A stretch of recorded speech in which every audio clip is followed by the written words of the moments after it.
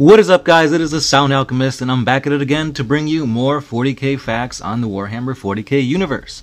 This time, however, we will be doing a viewer sent in of a certain specific story that he made up on the infamous orcs. Now, this is a pretty cool little jab at, storytelling. I like it. It's awesome. Now, the guy who sent this in was Sam Smith himself. I know you're not the only one. Yeah, that was horrible. Sorry, guys. No, but anyway, his name is Sam Smith. His Xbox gamer tag is the VoidCamel, so give him some props. And without further ado, let's forget about my horrible singing, and let's jump into this orc story.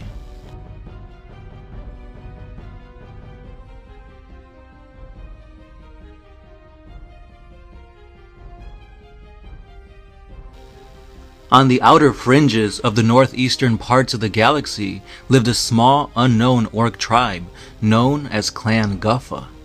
Clan Guffa, unlike most clans, had an extremely unhealthy love of body, art, and fire. This led to the birth of Clan Guffa's greatest war chief ever, Big Han Fireskull. From his birth, Fireskull was an exceptionally violent orc, beating to death his broodmates the instant he awoke. And then he began eating their corpses to sustain and grow himself. His early years were marked by blood and fire, from the imperial worlds of Gloss Vi to Taurus 7. Gaining infamy and respect from his fellow orcs brought Fireskull to eventually take control of his entire clan. Eventually, after assimilating or beating into submission nearby young clans, Fireskull launched a great war against the forces of chaos. Starting at the world of Cassian II, Fireskull ripped into the warriors of chaos and spread their blood throughout the void. Many battles he fought, and many times he won, and he showed it in his loot that his boys brought back. A fire burned in him that would steadily grow over the years, a fire for more and more chaos loot. On their first engagement with a group of Slaaneshi Chaos Space Marines, Fireskull engaged the group's commander, Gareth Underball, in a single combat, and he beat him to death with his own bloody parts.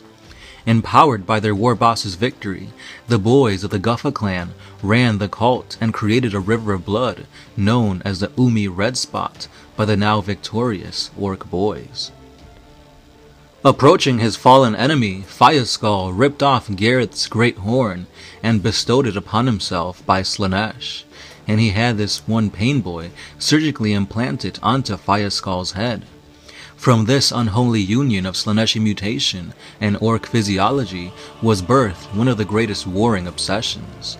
Having awoken from a surgical sleep, Fireskull's head butt the pain boy to death and immediately launched another wall on the closest planet, an orc world controlled by the Bad Moon's orc clan.